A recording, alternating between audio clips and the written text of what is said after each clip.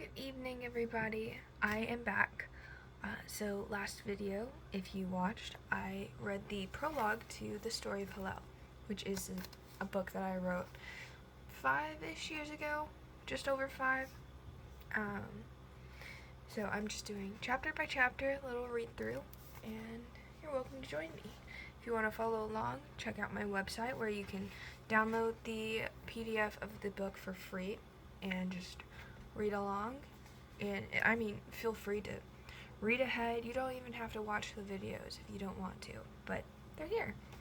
So today we are getting into chapter 1. And chapter 1 is A Meadow of Willows. There was nothing, and then there was everything. An intelligent being, born not as an infant nor as one wise with age, opened his eyes for the first time. His senses tingled with curiosity as the world introduced itself. The new sounds graced him in passing. The sensations were absolutely glorious, a stimulating and thrilling rush. The sun's rays stretched over the scene. The wind yawned at its awakening. Willow trees dominated the grounds, and the lake shone bluer than the dome above. The emerald grass beneath his feet bent as though it were bowing to royalty. "Good morning, my child." A voice of pure and fearsome power filled his mind. Immediately the freshly bloomed man fell to his knee, his head befallen. "This servant is humbled by thy presence, my lord, the one who is unparalleled." Despite having been birthed by nothing but words only a few seconds before, he was knowledgeable to who was speaking. The creator of all things, his master. "You are aware of the importance of your position. Execute it well, child. This servant swears to thee. He will do his duties with all due diligence to glorify thee. I hope for nothing less. Your name, as rightfully bestowed, is Helel, the Shining One. This servant thanks thee with his whole being." The overwhelming presence departed, leaving the newly named one trembling like a newborn fawn. It was from fear of his omnipotence, and also from the excitement of conversing with the Most Holy One. Helel stood, studying the green panorama. The sun was rising to the east, bathing him in its light. Not long ago this world was spoken into existence, left with man to dominate it, but lately the people had grown to be so short of mind that they blatantly disobeyed the Father's commands. It isn't that difficult, honestly. He frowned with disapproval. Why would one sacrifice eternity for a fleeting moment's impulse? He was a curious individual. This world was now his oyster, and he was its pro. It could not escape his search for understanding. Why would man commit such atrocities? What pushed them to such an extent? He wanted to know. "My brother!" A welcoming voice crept up from behind. Helel spun and smiled. "Vlam." He wasn't told of his name, he just instinctively knew. It was as though all information on this man he's only met for the first time was perfectly organized within his mind. They embraced each other. This was his fellow warrior, another guardian of the elements. Vlam's eyes radiated the warmth of a flame. His dark skin melted in the sunlight. His figure was strong, and his powers pulsed through his veins. Helel was of taller and thinner stature, as could be derived from his positioning above Vlam's eye level. "Vlam, Helel." A fair-headed woman who walked with prestige greeted them, appearing from behind a willow tree. "Genesis," he smiled. "How fare thee?" She returned his smile. "Well, and my fellows?" "Splendidly," he bowed his head. The three of them clasped hands and waited. They were not the only guardians gracing the earth. A sun ray bent away from its determined path. From it emerged the next. Valgus, a man with chocolate hair and honey eyes, smiled and joined the chain. Before them the lake fell away from Narrow as he surfaced, beaming as he met eyes with his companions. Scooby stepped out of a willow tree's reaching shadow and joined them along with the water guardian. And finally, Angelique descended from the heavens, completed the circle. completing the circle. Forgive me. The assemblage was complete. The 7 guardians of the elements were united for the first time in history. The presence of raw power within that circle was overwhelming. To think that the Life-Giver had bestowed such marvelous abilities upon them boggled his mind. I'm thrilled to have everyone here. Helel trembled with excitement. He couldn't contain his smile. I am as well, my dear friend. We have an important task ahead of us. Although the influence and prestige of the Great Shepherd will not change whether we succeed or fail, as he is eternity, we mustn't disappoint. Genesis uttered, her countenance as grateful as an angel, as graceful as an angel, and grateful. Why not? Yes, the rest rang out in unison. From this day on, they were to rely on each other and work together for a better future. Despite the solitude of the meadow of willows they stood in, the world was raging with the seedlings of evil. Helel, guardian of space, was to act as a medium for those seeds and eliminate them before they take root. Let us depart, for evil is near. Now we must meet it before the opportunity to vanquish is lost. Meadow broke the circle to gesture towards the opposite way of the rising sun. Yes, we shall. Genesis followed. The guardians journeyed west, leaving the meadow of willows behind. Helel's senses vibrated as he reached out to feel his domain. Everything was available to his eyes. It was intriguing. Of course, his jurisdiction wasn't much compared to the Father, but it was still a vast amount. Perhaps, one day, it would be more. He strongly believed that if he proved his indispensable worth, then the Provider will bestow even greater powers upon him. The extensive land proved nearly impossible to travel over on foot. It was simpler to journey using the elements. Helel zipped through his realm of space. The sensation was energizing. He was still in the world, but wasn't. The surroundings looked the same, but he didn't exist within them.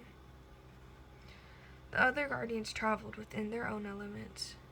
Genesis, through the heart of the earth, Meadow had evaporated into a cloud and was being whisked along by Angelique, who soared through the air as though she were a freed bird.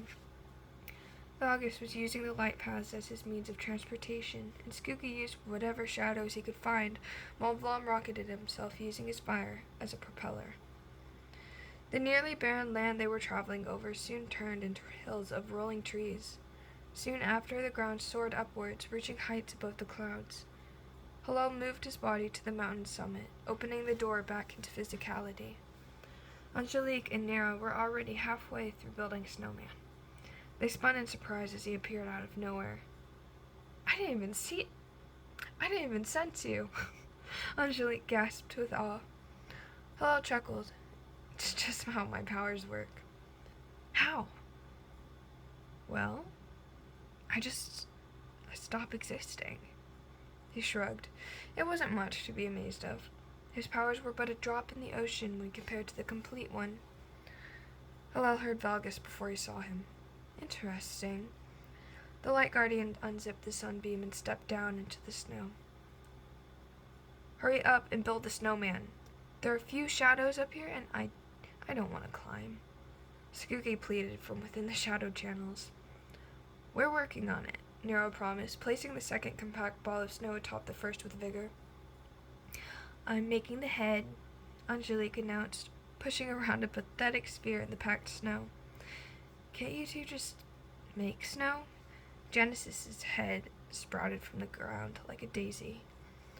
The rest of her body was ejected from the earth. She brushed loose dirt from her sleeves. Sure we can, but this is more fun, Angelique stated.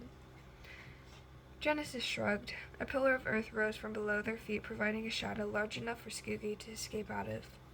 Thank you, Genesis. He sighed, staring with contempt at the two dawdling guardians playing in the snow like children. From here they were supposed to find the walkway of ether, as was ingrained in their mission. Their entire path was laid before them. All they had to do in order to succeed was follow it accordingly. After crossing the walkway, they would come across the first civilization, entirely comprised of sinners who worship pagan gods. They were to show no mercy to those who were lost to evil. It was a tough stone to swallow, as Helel was also created with the reluctance to take a life, but he would do as instructed. This command was essential for the future of the world. It would be a deciding factor in whether the peoples of the time ahead would live in bliss or gore. It wasn't unheard of for a tribe of pagans to tempt those who followed the Creator's book of law into partaking in their own rites and rituals. Forgive me, I'm stumbling. Those temptations have unapologetically doomed the lives of countless, both in the mortal world and in eternity. Why? He couldn't help but wonder. It was such that he couldn't comprehend. His foot turned and the rest of his body followed. Out over the world his eyes gazed, appreciating all that was built off of nothing more than a word from his Lord. Why abandon their principle to follow that which does not reign that of creation? Why toss away your inheritance within the heavenly realm to spend a life of meanderless meaning and an eternity of suffering and regret? Helel truly couldn't fathom it.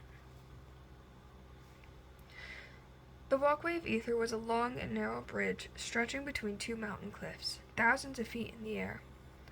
Helel wasn't affected by the vertigo he received when staring down at the foggy crevice, but Genesis wobbled like a duck with a lame leg. She gripped the ropes on both sides, her face almost as green as her emerald eyes. "Jen, keep that up and you'll start growing moss," Nero joked. "At least moss wouldn't poke fun at me," she spat at the giggling guardian. Angelique took to the air and waited for Genesis, promising that if anything were to happen, she would catch her. "Thank you, Angelique, for understanding my torment. Unlike someone." Nero pressed his lips together, but they curled up into a smile, making his mouth look like the grin they had traced onto the snowman before. Helel was amused by the interaction. He shook his head, smiling to himself.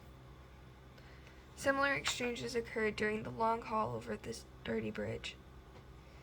How man had crafted such a durable and stable path over the air eluded him. Helel might be powerful, but he couldn't use his space to implement such brilliancy. Man truly is made in the image of the Almighty, he realized. The guardians were built in the form of man and woman, but they were not as such. Their minds and powers were of a different kind. "I think I see the end," Balgus squinted. Genesis released a long, drawn-out sigh of release. "Thank the Lord." "Thank him indeed. My feet are killing me," Nero groaned. "I'll go and scout," Angelique offered, allowing the strong winds to lift her away. Further up ahead, she drifted to the ground. "I'm going to join her," Helel announced, opening a gap in space and stepping through. In his domain, anything was possible. He could jump from one end of the bridge to the other if he so pleased. The only crutch was that upon staying too long within his space, the way to leave slowly left his memory reserves. If he remained in the other realm for too long, he would never be able to leave. 'Tis the reprimander of power. Once he was next to Angelique, the door to the physical realm opened. The air guardian didn't seem shocked in the least when Helel appeared out of thin air. "That power of yours really has desensitized me to random things popping out of nowhere," said Angelique, poking at a mountainberry bush. "I think we can eat these." Helel's stomach rumbled like a volcano, threatening to erupt. The unfortunate thing of being in the middle world was the desires and needs of the flesh. It would have been a much simpler journey had they no need to satiate their bodies. He groaned, craving some type of nourishment. "Try this." Angelique tossed some berries into the air, which floated neatly into his palms. Helel tossed them into the back of his throat, swallowing them whole. The berries hit his stomach like rocks, leaving an uncomfortable feeling. "I don't think I did that right." He scratched his nose. "Try it again." He took the second round of berries and placed them all on his tongue, then slowly began to chew. The tart flavor encompassed each of his taste buds, sending shivers up his spine. I don't like them, he shuddered. Well, beggars can't be choosers, Angelique shrugged, eating some berries herself. It seemed safe enough, right? She turned in all directions, scoping everything out. Yeah, I didn't see anything on my way over, Helel nodded. I wonder why humans decided to settle down so high up. What was their thought process in doing so? I'm not sure. There are many things that we haven't experienced and therefore don't understand. Perhaps they wanted to stake out a place that offered advantageous territory in the off chance that an attack were to occur. Or maybe they just liked the breeze. We won't know unless they either tell us or we are put in the same situation, Angelique explained. I see. So, if we were put in the same situation as them, we would jump to do the same, is what you're saying? Not at all. Our minds work differently, don't they? I'm sure the humans' minds are different as well. To think that they are anything less would be to discredit the Creator, she said. It seems I misjudged you, Angelique. I had assumed that you were a carefree individual, you and Nero both. Yes, misjudged entirely, she chuckled. We are all very nuanced, aren't we? Considering we were born recently, our depth of wisdom and knowledge surpasses our days. We have been imbued with the information necessary to carry out our mission. Even I, despite my demeanor, know when to take things seriously. Our moods differ from one moment to the next. Our needs do the same. We truly are complex. Complex indeed. Hey! Nero called, bouncing up and down while waving both arms. The other guardians looked perturbed as our fellow shook the bridge with his excitement.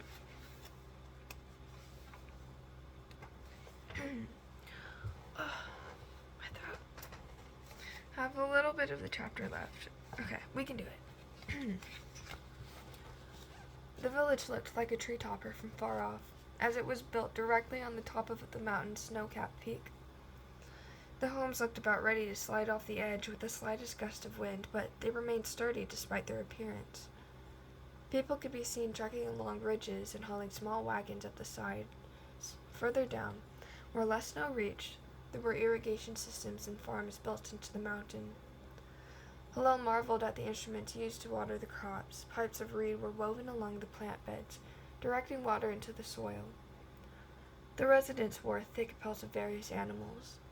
Helel knew that it was a way to preserve warmth, though his own garments didn't provide such comfort in this region. His thin linen was graciously provided as he awoke, but it was only convenient in that specific territory, where the sun warmed even the ants' nests deep underground. Here, it did absolutely nothing against the biting cold wind. The only way they kept warm was by clustering against Vlam, who radiated a warmth akin to that of the sun. Angelique and Valgus were likewise unaffected by the cold, but the remaining four were turning blue. Vlam didn't show any mind to their clinking. In fact, he seemed to quite like it. Helel was personally unfond of being in such close vicinity with multiple people, but it was necessary for his survival. Should we go confront them? Genesis' teeth chattered. We should just wipe them out. Helel sniffed, his nose running. Let's confront them first. If they reject the word, then we can wipe them out, Skooky suggested. Okay. But remember, one bad apple can ruin the entire basket. I'd be surprised if there were any apples left untouched, Helel pointed out. He was especially uncomfortable by an ominous feeling which hung over the village, one of unnatural nature. That may be so, but we don't want to be shedding any unnecessary blood, Vlam rumbled.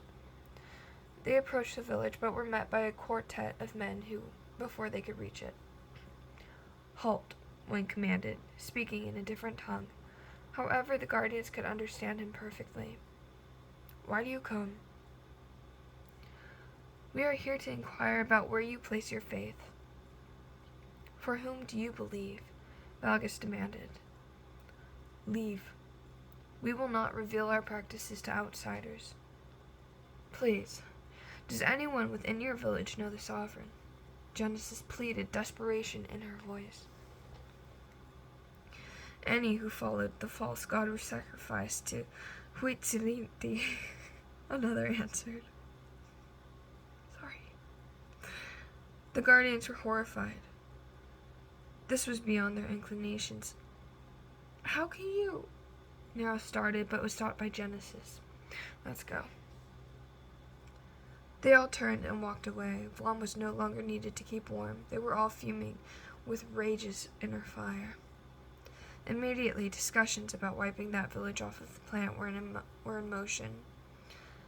Let's ask the Lord how he wishes for them to go, Vargas suggested. They all agreed. If anyone knew how to punish such actions, it would be him. And that concludes chapter 1. Oh, 20 minutes? Jeez. You could probably tell that I started, lose my voice a little bit. But that's chapter 1. I'll be back with chapter 2. So, stay tuned. Hopefully, I know I stumbled over some words and, I made a few mistakes, but it happens when you're reading aloud. Anyways, thanks for watching. Come back for the next chapter if you'd like. And yeah, I'll see ya. Good night.